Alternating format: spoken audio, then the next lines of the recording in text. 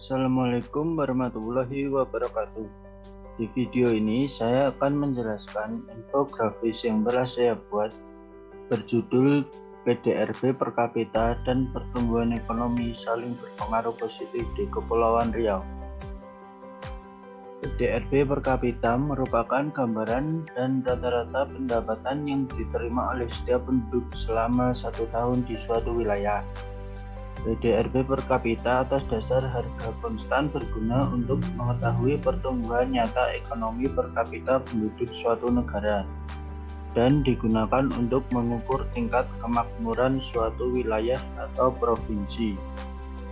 Selanjutnya ada data PDRB per kapita atas dasar harga konstan Kepulauan Riau tahun 2018 hingga 2020.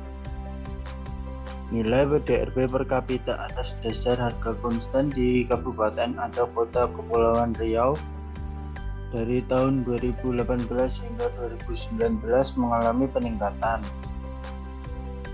Tapi pada tahun 2020 seluruh wilayah di Kepulauan Riau mengalami penurunan dan tingkat tertinggi PDRB per kapita berada di Kepulauan Anambas, menunjukkan bahwa daerah ini memiliki tingkat kemakmuran tertinggi dibandingkan wilayah lainnya. Selanjutnya ada data pertumbuhan ekonomi dalam persen Kepulauan Riau tahun 2018 hingga 2020. Data pertumbuhan ekonomi Kepulauan Riau juga sama dengan PDRB per kapita, mengalami peningkatan dan penurunan. Pada tahun 2018 sebesar 4,58% menjadi 4,89% pada 2019 dan mengalami penurunan secara signifikan pada tahun 2020 menjadi negatif 3,80% yang disebabkan karena menurunnya konsumsi, pendapatan, dan aktivitas masyarakat dalam perekonomian.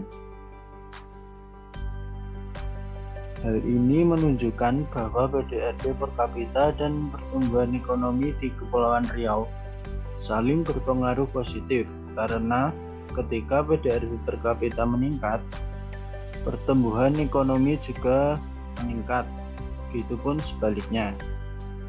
Artinya, pembangunan atau pertumbuhan ekonomi di Provinsi Kepulauan Riau dapat diukur melalui kenaikan pendapatan per kapita masyarakat. Maka dari itu, pemerintah daerah diharapkan untuk meningkatkan PDRB per kapita yang bisa dilakukan dengan cara meningkatkan kuantitas dan kualitas produksi di segala sektor, baik di bidang pertanian, peternakan, perkebunan, pertambangan, dan sebagainya, dan menekan jumlah penduduk. Dengan ini, maka pertumbuhan ekonomi dan kesejahteraan masyarakat akan meningkat. Sekian dari saya. Wassalamualaikum warahmatullahi wabarakatuh.